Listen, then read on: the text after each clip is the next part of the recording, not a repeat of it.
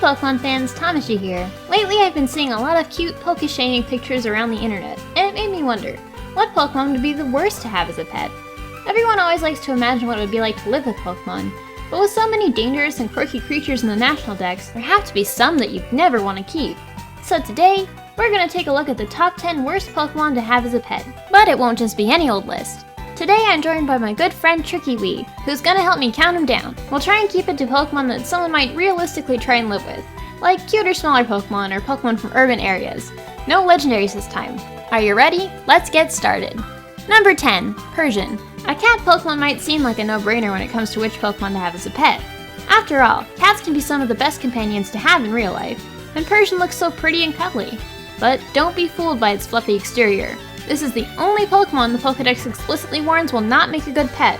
According to its Pokédex entry in Red and Blue, although its fur has many admirers, it is tough to raise as a pet because of its fickle meanness. Persian might be pretty, but it's just plain mean. It'll key your car, put cling wrap over your toilet seat, give out your phone number to random strangers, change the password on your computer, put laxatives in your coffee, all behind your back while it's rubbing up against your leg and asking you for pets to your face. This vindictive, passive-aggressive two-faced kitty is just not one you'd like to have as a roommate. Number 9, Munchlax. Speaking of bad roommates, what about one that doesn't do its own grocery shopping, eats everything in the fridge and cupboards, and is constantly begging you to get more?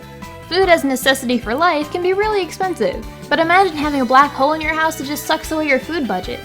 That would be what it's like to live with a Munchlax.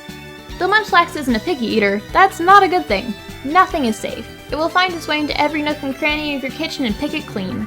And once you've made it happy by letting it hoover your fridge, it'll evolve into Snorlax, a big half-ton behemoth that will continue to eat everything in sight, only this time, when it's done, it'll fall asleep and bust your floorboards under its massive weight.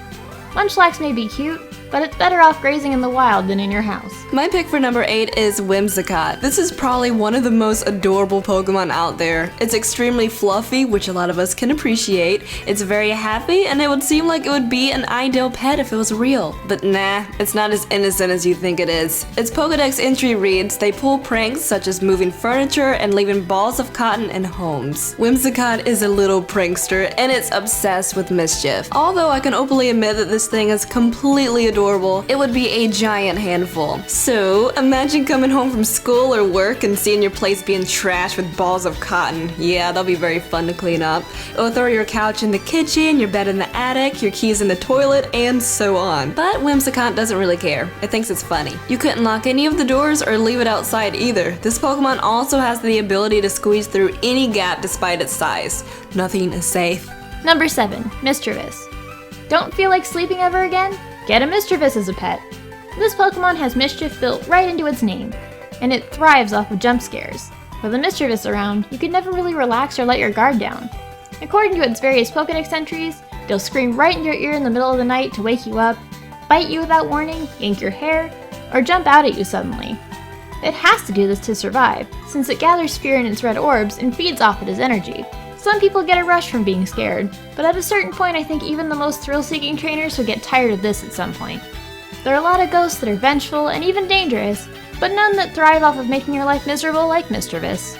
At number 6, we have Glam Meow. We have yet another kitty. Everyone loves kitties, so what can possibly be wrong with this Pokemon? It's very cute and sweet whenever it's happy, and it would even demonstrate a beautiful ribbon-like movement with its tail. But whenever it's angry or dissatisfied, it will claw the ever-living crap out of you. One of its Pokédex entries says it hides its spiteful tendency of hooking its claws into the nose of its trainer if it isn't fed. If it used Shadow Claw, you would probably need stitches. Or die. Just kidding. However, this isn't an ordinary cat scratch. This is a cat with superpowers if you really think about it. But of course, it does need somebody to feed it, so I'm sure it wouldn't hurt you that bad. If you have a small sibling or even a child, you probably should keep it 100% happy or it could really hurt the kid. On top of that, once it evolves, Ugly is known to steal the nest of other Pokemon and claim them as its own. So it's a bed stealer. It would probably steal your bed, and its Glam Meow traits are still sticking around. If you try to get it back, it would stab you with its claws. So you gotta sleep on the floor. It's a big cat too, so extra food. And now that I think about it, most cats are actually really like this. I kinda want one.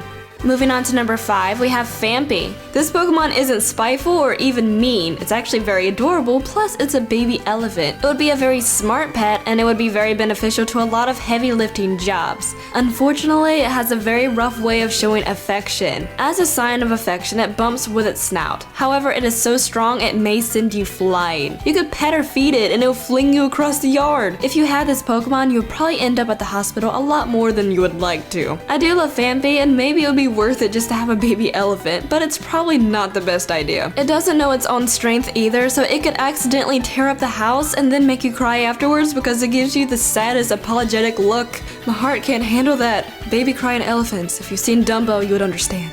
Moving on, my pick for number 4 is Rotom. Of course, having a pet ghost would make some people raise some eyebrows to begin with, but this Pokemon would prove to be a very giant pest in our generation. Rotom has the ability to possess any machine to cause mischief. That's every single machine ever. But anyway, what do we depend on for everyday life? Electronics. Can you imagine watching Netflix or Crunchyroll and your Rotom decides to possess your TV or computer on a very important part of the show? I would rage. Can you imagine mowing the yard? Nah, it's probably gonna steal your lawnmower and terrorize your yard. It may possess your oven or microwave and burn all of your food just to see your reaction. It may even cause your cell phone to stop functioning just because it thinks it's funny. Rotom is merely a prankster, but it could potentially be dangerous.